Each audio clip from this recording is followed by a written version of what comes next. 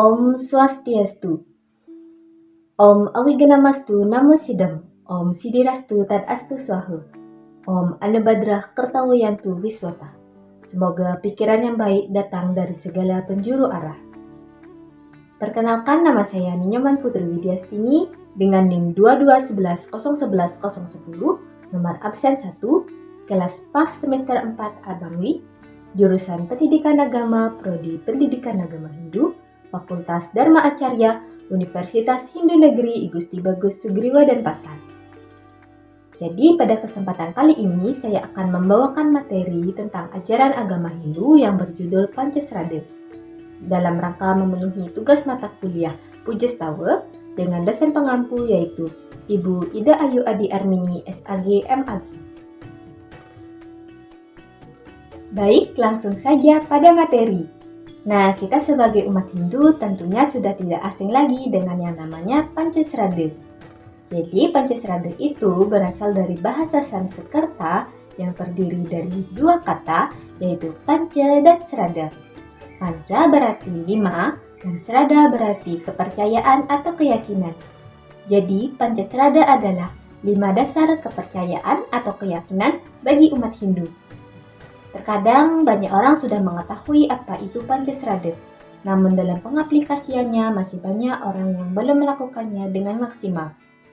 Contohnya saja seperti ketika seseorang sedang terkena sedikit masalah, ia sudah langsung beranggapan bahwa Tuhan itu tidak adil, atau contoh lainnya seperti seseorang melakukan kejahatan terus-menerus tanpa mengingat adanya hukum karma pala, dan sebagainya. Nah, jadi untuk memantapkan pengetahuan kita tentang ajaran Pancasrada ini, yuk simak video berikut. Nah, jadi Pancasrada itu terdiri dari 5 bagian, yaitu percaya dengan adanya Brahman, percaya dengan adanya Atman, percaya dengan adanya karma pala, percaya dengan adanya Punarbawa, dan percaya dengan adanya Moksa. Nah, yang pertama yaitu percaya dengan adanya Brahman. Brahman adalah penguasa tertinggi dalam konsep ketuhanan. Brahman adalah sumber dari segala yang ada. Jadi, ia adalah awal sekaligus juga tujuan dari segala sesuatu. Brahman artinya umat Hindu percaya bahwa hanya ada satu Tuhan. Seperti yang sudah disebutkan dalam kitab Chandogya Upanishad, bab 4 bagian 2.1, yaitu Ekam Eva Adityam Brahman, yang artinya Tuhan itu hanya satu, tidak ada yang kedua. Brahman adalah asas alam semesta.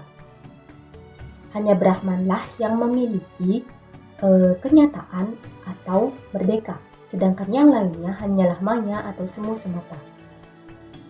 Brahman itu bagaikan garam yang sudah dilarutkan dalam air. Ketika diminum, air itu akan terasa asin. Begitu juga dengan Brahman. Ia berada di mana-mana namun tidak terlihat.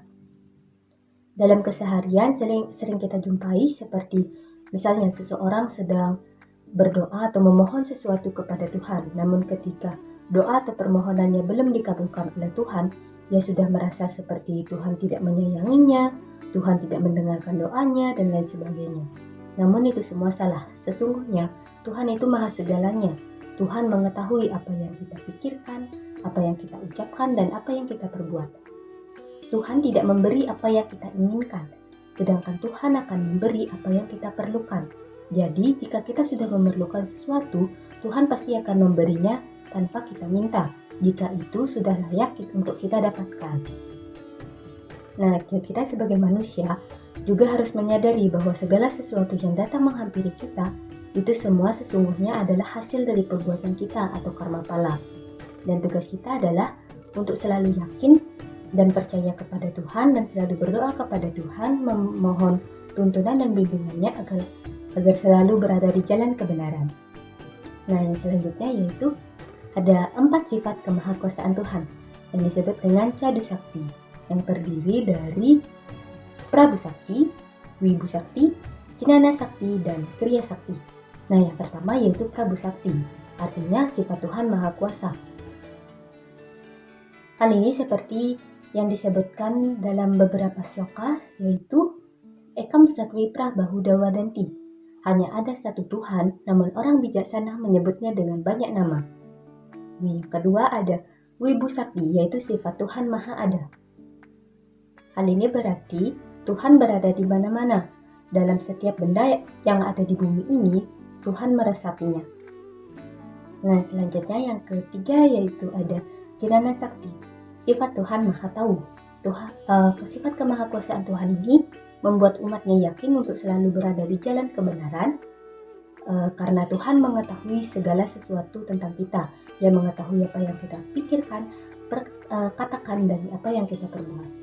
Nah, dan yang terakhir yaitu ada Kriya Sakti, yaitu sifat Tuhan Maha Kaya, atau disebut juga dengan kodrat atau takdir. Tidak siapapun bisa melawan atau menentang dari kodratnya, seperti adanya gunung meletus, tsunami, angin puting beliung, gempa bumi, dan lain sebagainya. Nah, selanjutnya yang kedua yaitu percaya dengan adanya Atman. Atman adalah percikan terkecil dari Brahman. Atman yang ada dalam diri manusia disebut dengan Jiwatman. Atmanlah yang menghidupi segala makhluk.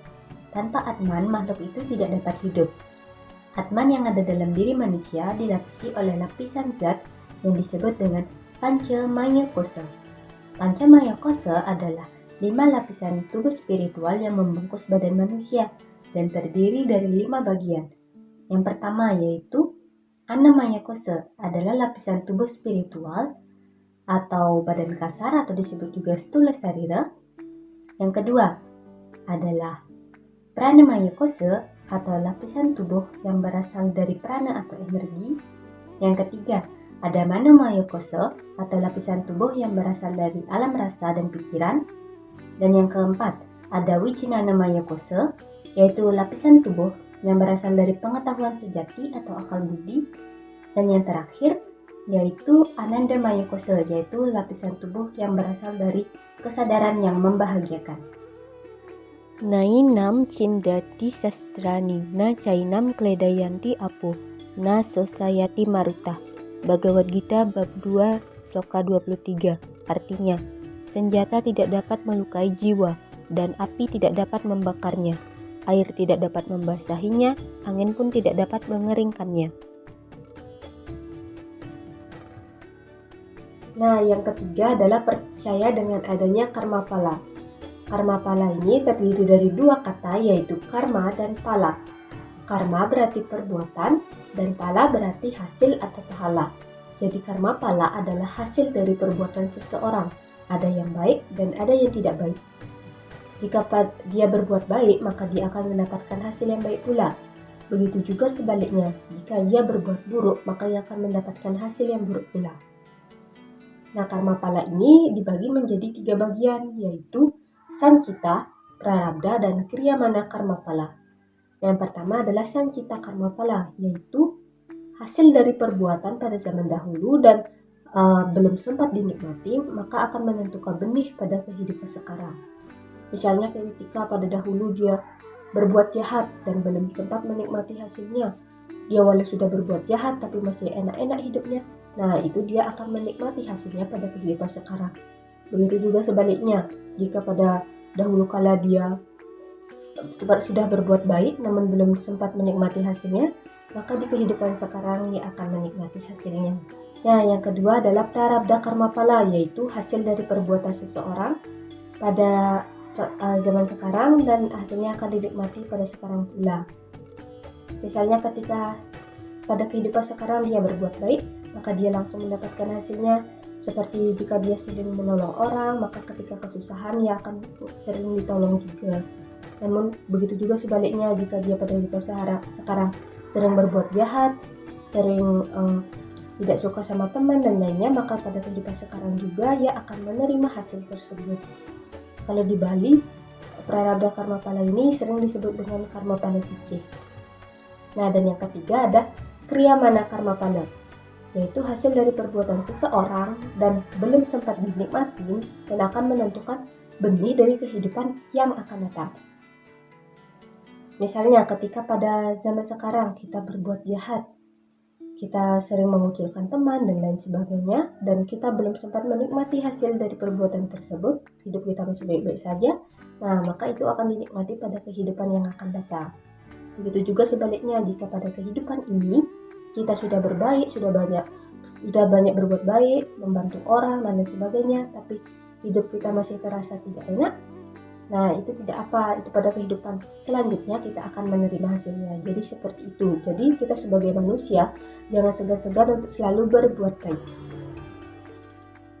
Tasmad asakta satatam karyam karma samacara asakto hi acaram karma param apnoti purusa. Bhagavad Gita bab 3 sloka 19. Artinya, karena itu hendaknya seseorang bertindak karena kewajiban tanpa terikat terhadap hasil kegiatan. Sebab dengan bekerja tanpa ikatan terhadap hasil, seseorang sampai kepada Yang Maha Kuasa. Nah, yang keempat adalah percaya dengan adanya punarbawa. Punarbawa terdiri dari dua kata, yaitu punar dan bawa. Punar yang berarti lagi dan bawa yang berarti menjelma. Jadi punarbawa adalah keyakinan terhadap kelahiran yang berulang, atau disebut juga dengan reinkarnasi atau samsara. Kelahiran yang berulang tersebut merupakan kesempatan bagi Atman untuk dapat memperbaiki perbuatannya atau karmanya, untuk dapat mencapai tujuan terakhirnya, yaitu adalah moksa, menyatunya Atman dengan Brahman. Kelahiran yang terus berulang, yaitu lahir, hidup, mati, lahir, hidup, mati, itulah yang disebut dengan punarbawa atau samsara. Jadi setelah tiada atau setelah badan kasar itu meninggal, Atman meninggalkan tubuh manusia, itu adalah Atman tidak binasa. Atman akan ada kehidupan untuk selanjutnya, dan Atman itu tidak pernah meninggal. Atman adalah abadi. Selanjutnya, kita dapat terlahir sebagai manusia ini haruslah bersyukur karena dapat memperbaiki segala perbuatan buruk kita di masa lalu untuk mencapai taraf hidup yang lebih tinggi dan agar bisa mencapai tujuan yang utama. Namun seperti yang kita lihat, banyak manusia pada zaman sekarang mereka melupakan tujuan hidupnya. Mereka hanya menikmati kenikmatan duniawi semata. Mereka berlomba-lomba untuk bisa mencapai kaya dan sebagainya. Kita tidak boleh seperti itu. Kita harus dapat memaksimalkan kesempatan kita hidup di bumi ini dengan selalu berbuat baik dan menyayangi setiap ciptaan Tuhan.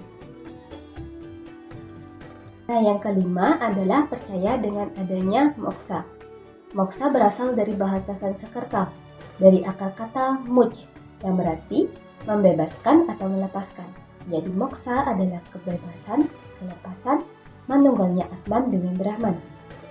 Moksa adalah alam Brahman yang sangat gaib dan berada di luar batas pikiran manusia. Moksa itu bersifat nirguna. Tidak ada bahasa manusia yang dapat menggambarkan bagaimana sesungguhnya alam moksa itu. Moksa hanya dapat dirasakan oleh seseorang yang sudah dapat mencapainya. Tetapi moksa itu bukan sesuatu yang khayal. Moksa adalah sesuatu yang memang benar-benar nyata adanya, karena demikian yang dikatakan oleh ajaran agama. Nah, kita dalam agama Hindu mengenal ada 4 jalan atau cara untuk mencapai moksa yang disebut dengan caturmarga. Caturmarga itu terdiri dari 4 bagian, yaitu Bhakti Marga, Karma Marga, Jnana Marga, dan Raja Marga. Nah, yang pertama adalah Bhakti Marga, yaitu jalan atau cara mencapai moksa melalui jalan bakti atau cinta kasih, seperti melalui persembahyangan, rajin sembahyang, mendekatkan diri kepada Tuhan, dan selalu menanamkan rasa cinta kasih dalam dirinya. Nah, yang kedua yaitu ada Karma Marga, adalah jalan atau cara untuk mencapai moksa melalui perbuatan tanpa terikat akan hasil. Contohnya ketika sekarang kita melihat orang kesusahan, mereka memerlukan bantuan, kita membantunya, kita tidak boleh mengharapkan hasil dari apa yang sudah kita bantu tersebut. Misalnya ketika kita membantu seseorang, yaitu kita berpikir bahwa oh, nanti ketika kita berada dalam masalah kita pasti akan dibantu olehnya. Nah, kita tidak boleh berpikir seperti itu. Buang pikiran itu jauh-jauh. Kita harus membantu orang dengan rasa tulus ikhlas. Seperti itu. Nah, selanjutnya yang ketiga adalah Jnana Marga, yaitu jalan atau cara mencapai moksa melalui mempelajari pengetahuan mengenai pembebasan diri. Dan yang keempat adalah Raja Marga, yaitu jalan atau cara mencapai moksa melalui tapa, brata, yoga, dan samadhi. Ini adalah jalan atau cara mencapai moksa yang paling sangat susah. tetapi sangat cepat untuk dapat mencapai moksa. Dan susahnya itu akan banyak ada godaan-godaan atau rintangan yang harus dihadapi. Untuk seseorang yang memilih jalan ini haruslah memiliki penuntun atau disebut juga dengan guru kerohanian. Baik, jadi seperti itulah materi yang dapat saya bawakan, yaitu materi tentang Pancasrada. Nah, jadi seperti itulah materi yang dapat saya bawakan, yaitu materi tentang Pancasrada.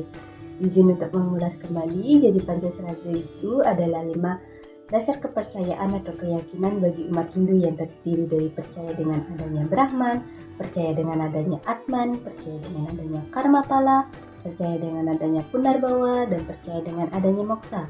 Kita sebagai umat Hindu patut untuk mengetahui dasar dari keyakinan kita dan selalu berusaha untuk mendekatkan diri kepada Tuhan dan mengamalkan ajaran-ajaran agamanya. Bahwa melalui pengetahuan akan karma pala, kita dapat untuk selalu berbuat baik agar bisa menghentikan siklus lahir hidup mati terus yang disebut dengan punarbawa untuk dapat mencapai yang utama, yaitu adalah moksa. Sekian materi yang dapat saya sampaikan. Mohon maaf apabila ada salah kata dan saya pamit undur diri. Terima kasih.